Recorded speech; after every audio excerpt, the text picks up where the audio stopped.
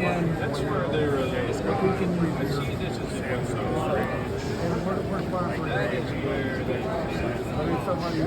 we can so we know the positions of that motor as to where different items are, different icons around the edge, different portions of the Sawblade. So if you trigger the light in the camera, for example, this backlight image of the Sawblade, it's gonna work.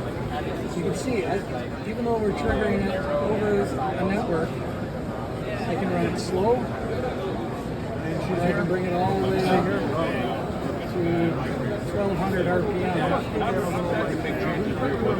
and I'm still accurately triggering that the other images at that proper position.